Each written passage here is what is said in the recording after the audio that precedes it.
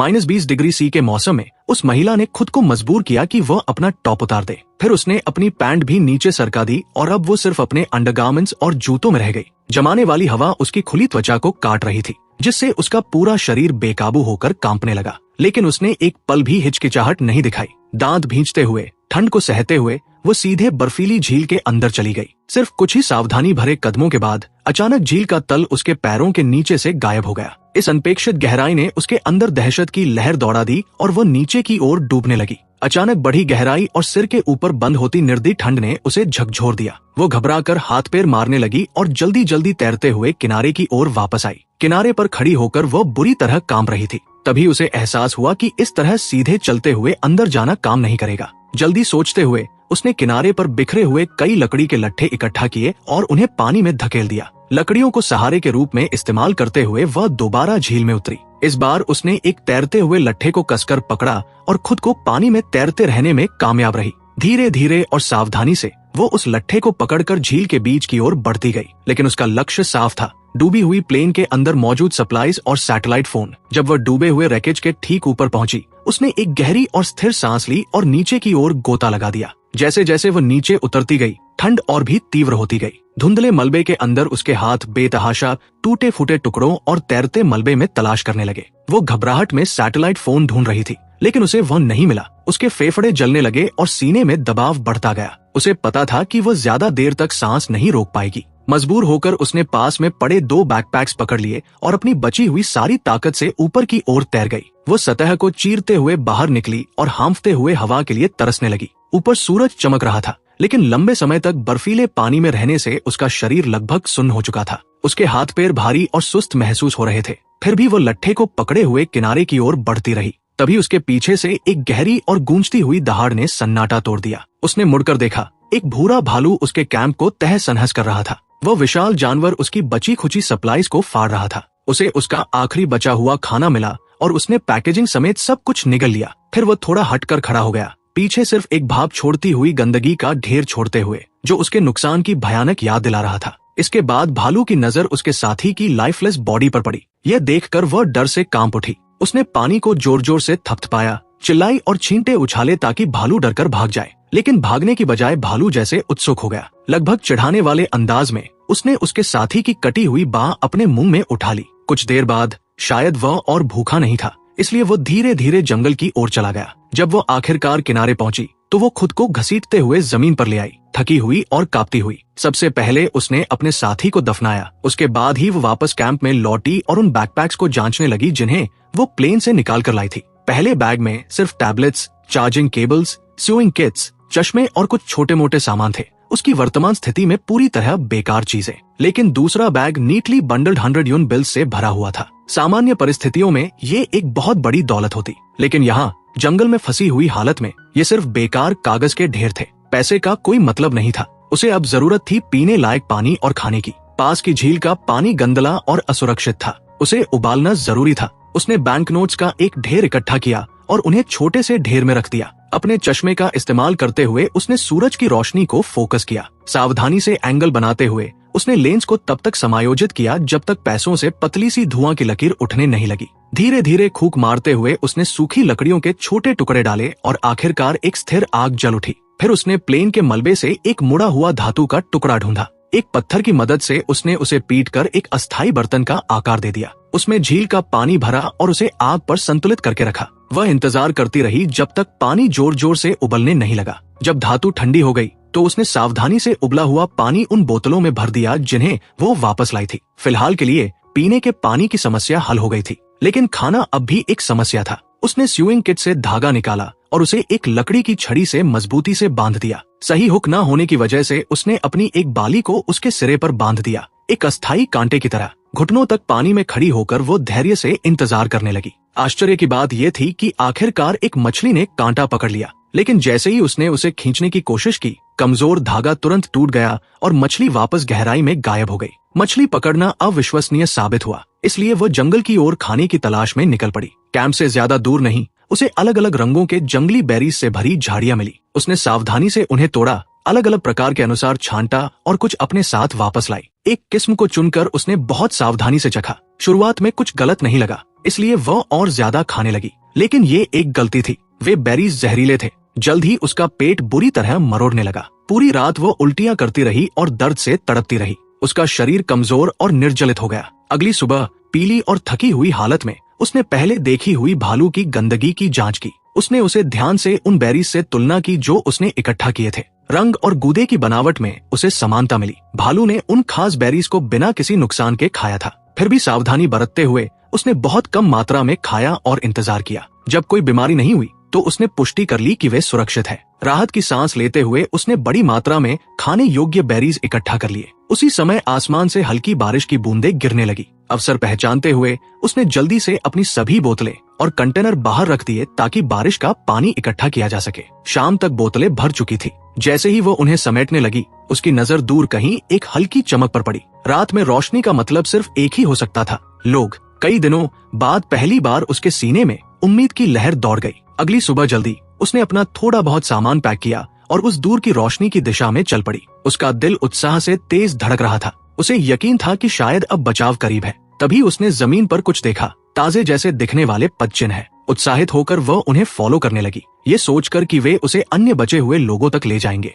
लेकिन कुछ दूरी तय करने के बाद अचानक वह जमीन पर पड़े एक प्लास्टिक बैग के सामने आ खड़ी हुई। वो उसे परिचित लगा। वो वही बैग था जिसे उसने पिछली रात छोड़ा था। वो ठिठक गई। धीरे धीरे उसने चारों ओर देखा और भी बिखरे हुए बैग पहचाने, उसके अपने ट्रेल मार्कर्स। एक ठंडी सच्चाई उस पर हावी हो गई। घबराकर उसने अपने जूतों के तलवों की जांच की और उन्हें मिट्टी में बने निशानों से मिलाया। वे पूरी तरह मेल खा रहे थे। जिन पदचिन्हों का वह पीछा कर रही थी वे उसके अपने ही थे। असल में सिर्फ एक दिन पहले वह अपने बॉयफ्रेंड के साथ एक प्राइवेट प्लेन में यात्रा कर रही थी। लेकिन रास्ते में अचानक प्लेन ने नियंत्रण खो दिया और पास की झील में गिरकर क्रैश हो गया। जब महिला को होश आया तो उसने खुद को उल्टा लटका हुआ पाया। उसकी सीट बेल्ट से बंधी हुई और कॉकपिट में तेजी से पानी भर रहा था। डर से कांपते हुए उसने अपनी सीट बेल्ट खोली और किसी तरह बाहर निकलने में कामयाब हुई। फिर वह पायलट की सीट की ओर बढ़ी और उसकी सीट बेल्ट खोलने की कोशिश करने लगी। लेकिन उसके लिए ये एक और बड़ा झटका था। उसके बॉयफ्रेंड ने पहले ही प्लेन का दरवाजा खोलकर खुद ही बाहर छलांग लगा दी थी। वो स्तब्ध रह गई। जो आदमी हमेशा उससे प्यार और ख्याल रखने का दावा करता था, वही उसे मरने के लिए पीछे छोड़ गया था। लेकिन उसके पास इस बारे में सोचने का समय नहीं था, क्योंकि पानी तेजी से ऊपर चढ़ रहा था। उसने तुरंत पायलट को बचाने की कोशिश शुरू कर दी। लेकिन उसे ये नहीं पता था कि एक लोहे की रॉड पायलट के पैर में आर पार घुस चुकी थी और वो खुद को छुड़ाने की पूरी कोशिश कर रहा था। उसने बहुत संघर्ष किया, लेकिन वह निकल नहीं पाया। पानी लगातार ऊपर बढ़ता जा रहा था। आखिरकार पायलट ने हार मान ली और महिला से कहा कि वह अपनी जान बचाए और यहाँ से निकल जाए। अपने दर्द और डर को छिपाते हुए वो मुड़ी और झील की सतह की ओर तैर गई। जैसे ही वो ऊपर आई और हवा के लिए हांफी, उसने अपने बॉयफ्रेंड को मदद के लिए चिल्लाते हुए देखा। तभी उसे याद आया कि उसे तैरना नहीं आता था। भले ही वो उससे नाराज थी, फिर भी उसने उसे बचाने का फैसला किया। वो उसके पास पहुंची, उसे पकड़ा और पूरी ताकत लगाकर किनारे तक घसीट लाई। थकी हुई महिला जमीन पर गिर पड़ी,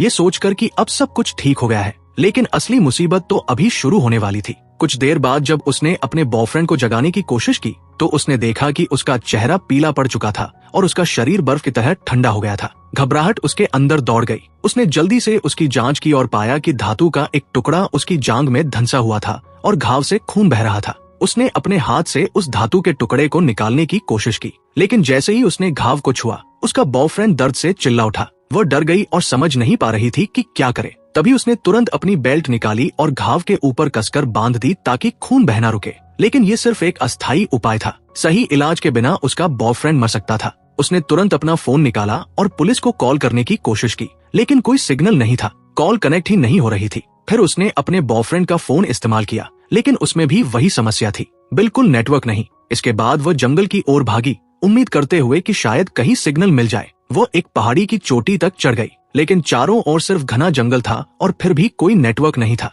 यह देखकर वह पूरी तरह निराश हो गई। लेकिन अगला दिन उसके लिए और भी बड़ा झटका लेकर आया। सुबह जब उसने अपने बॉयफ्रेंड को जमीन पर बिना किसी हलचल के पड़े देखा तो डर ने उसे जकड़ लिया। वो भागकर उसके पास गई। उसने उसे छुआ और पाया कि उसका शरीर बर्फ जैसा ठंडा था और वो अब सांस नहीं ले रहा था। लगातार लगे झटकों ने उसे अंदर से तोड़ दिया। वो सोचने लगी कि अब वो अपनी जिंदगी कैसे जिएगी। एक पल के लिए उसके मन में आया कि वह भी अपने बॉयफ्रेंड के साथ मर जाए, लेकिन तभी उसे अपने अंदर पल रहे बच्चे का ख्याल आया, जैसे ही उसने अपने अजन्मे बच्चे के बारे में सोचा, उसके अंदर फिर से ताकत लौट आई। उसने अपना फैसला बदल दिया और तय किया कि वह अपने बच्चे के लिए किसी भी कीमत पर जिंदा रहेगी। अगले दिन महिला ने अपने सारे सामान के साथ जंगल छोड़ने की कोशिश की, लेकिन वह जंगल एक भूल भुलैया की तरह था। वह जितनी दूर भी जाती, अंत में उसी जगह वापस आ जाती। थकी हुई और निराश होकर वह एक पेड़ के नीचे बैठ गई और सोचने लगी कि अब क्या करे। तभी उसकी नजर अपने बैग पर पड़ी और उसके दिमाग में एक विचार आया। उसने अपना महंगा लैपटॉप बाहर निकाला।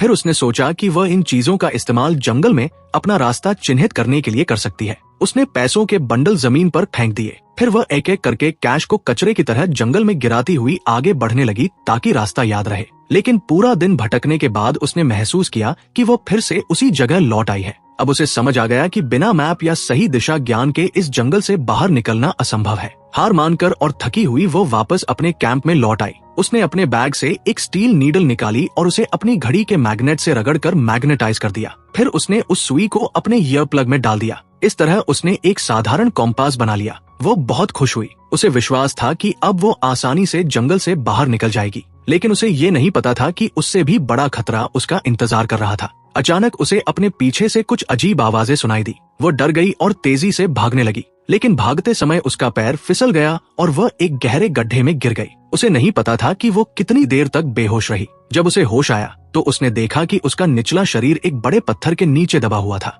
उसने उसे हटाने की कोशिश की, लेकिन अचानक उसके सिर में तेज दर्द उठा। उसने अपना सिर छुआ और महसूस किया कि वो फट गया है और उससे खून बह रहा है। तुरंत उसने अपने बैग से एक स्कार्फ निकाला और उसे कसकर अपने सिर पर बांध लिया। फिलहाल उसने खुद को संभाल लिया था, लेकिन पत्थर के नीचे फंसी होने की वजह से वह हिल भी नहीं सकती थी। वह पूरी तरह निराश हो गई और हार मानने ही वाली थी। तभी उसे अपने गर्भ में पल रहे बच्चे की याद आई। अपने बच्चे के बारे में सोचते हुए उसने खुद को बार बार हिम्मत दी कि वह किसी भी हाल में यहाँ से निकलेगी। उसने पास पड़ा एक छोटा पत्थर उठाया और बड़े पत्थर को तोड़ने की कोशिश करने लगी। उसे नहीं पता कि वो कितनी देर तक कोशिश करती रही। उसके हाथ सुन्न हो गए, लेकिन माँ का प्यार उसे लगातार हिम्मत देता रहा। ये काम लगभग असंभव लग रहा था, लेकिन फिर उसने देखा कि वो पत्थर के नीचे एक छोटा सा छेद बनाने में सफल हो गई है। अब वह अपना पैर उस छेद से बाहर निकाल सकती थी। उसने अपनी सारी ताकत जुटाई और आखिरकार अपना पैर छुड़ाने में सफल हो गई। वह जमीन पर लेट गई और गहरी सांस ली, ये महसूस करते हुए कि वो अब भी जिंदा है।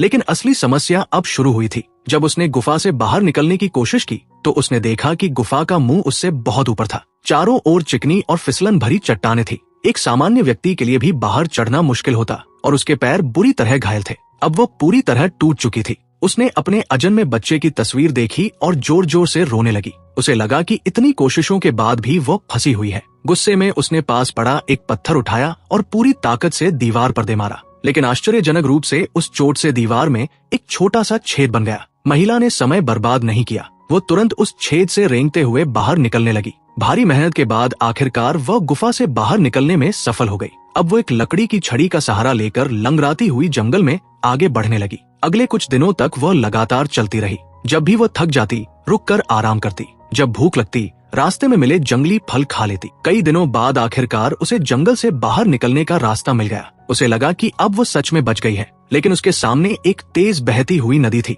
एक बार फिर वह निराश होकर जमीन पर बैठ गई। उसे समझ नहीं आ रहा था कि क्या करे। फिर उसने सोचा कि शायद वह नदी की धारा के साथ बहते हुए आगे बढ़े और कहीं मदद मिल जाए। उसने लकड़ी का एक टुकड़ा उठाया, उसे पानी में फेंका और उसे पकड़कर धीरे धीरे नदी के बीच की ओर तैरने लगी। वो धारा के साथ आगे बढ़ती रही, लेकिन जैसे ही नदी में एक तेज मोड़ आया, उसका हाथ लकड़ी से फिसल गया। अब वो सिर्फ अपना सिर पानी के ऊपर रखने की कोशिश कर रही थी ताकि वह डूब न जाए। तभी दो लोगों ने उसे देख लिया। वे तुरंत उसकी ओर दौड़े और समय रहते उसे बचा लिया। महिला बच गई। इस तरह उसने एक बार फिर मौत को हरा दिया और जिंदा रही। 6 महीने बाद वह महिला अपने पिता के साथ एक हॉस्पिटल पहुंची। वहां उसने एक स्वस्थ बच्चे को जन्म दिया। उसने उस छोटे मासूम बच्चे को देखा जिसे उसने अपनी जान जोखिम में डालकर बचाया था। उसकी आंखों में आंसू भर आए और उसने खुद से वादा किया कि वह इस बच्चे को कभी किसी भी तरह की तकलीफ नहीं होने देगी।